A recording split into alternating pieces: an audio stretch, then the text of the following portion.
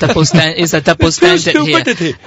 But speaking of this double standard, I mean, since you point this out about the Southern District Councillor, which is being appointed by the Chief Executive, that appointee is working for Regina Ip. Of course, we know there's a pro-establishment. Her political group's member. So it was quite a pro-establishment seat at the moment. Is the LSD planning to send anyone to run against it?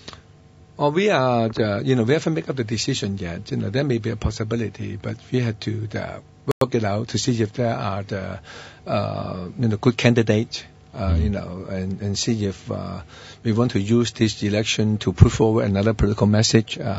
But, we're under discussion, but no decision be made. Yeah, because it is a very sort of middle-class stronghold, isn't it? It's a sort of a civic party type of, in some ways would be better to put forward a member of the civic party. But the LSD performance in that estate, the Chi Fu, is quite impressive last time. I mean, it was not bad. I mean, why not? Absolutely.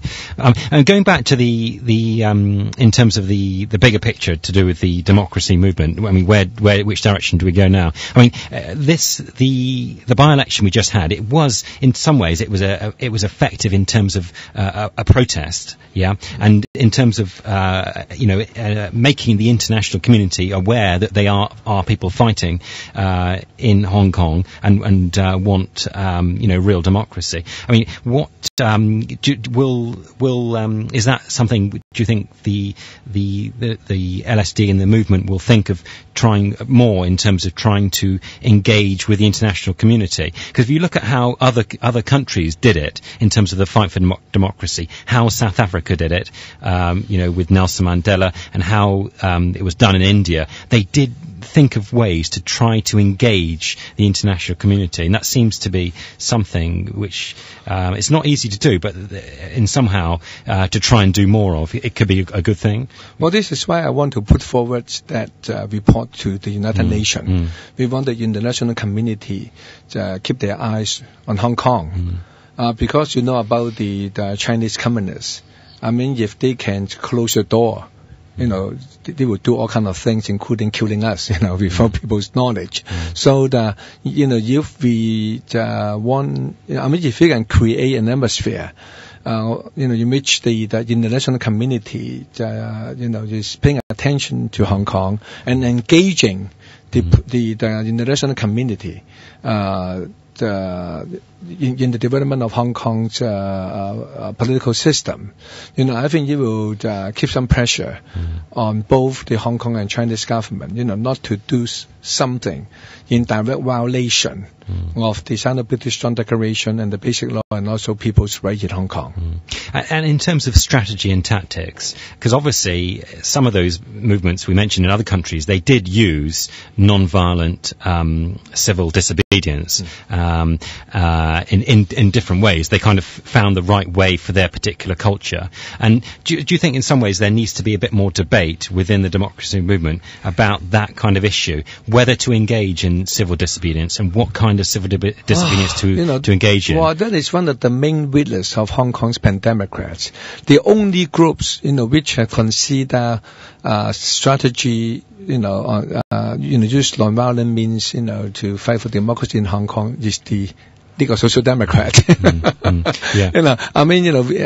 Since we were formed about 3 years ago, we have contemplating use, various means, and the Western nation turned the federal referendum is one of the package that we create. But for the other pandemic. For the other pan-democrats, they always use old methods, signature campaign, strike, protest. There was no new strategy being developed by the pandemic in the past 20 years. We hope that we can come up with some more new ideas in the future. Because ultimately, the democracy movement has to think of new ways to try and put real pressure on the government to force them to negotiate, whether they like it or not. Obviously it's a huge battle because you're up against immense power, basically. But there is a rule of law in Hong Kong. There is a free press, free newspapers, which will give you give the movement some protection. The strategy that we employ is that we will create conflict, within the council chamber and also outside the council chamber with peaceful means. And even though if sometimes we break the law, we are ready to go to jail. But we don't have any concrete decision as yet as regarding to what particular strategy or methods that we will use in the near future.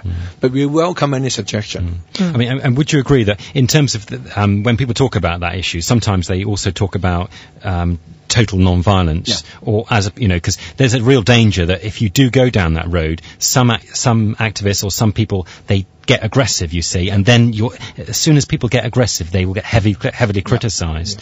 And I mean, it seems to me that the movement has to be very careful to be totally peaceful, because particularly in Hong Kong, the media and will slam people. Well, even throwing bananas, I mean, they're not directly against the chief executive. Have been said that this is a violent action.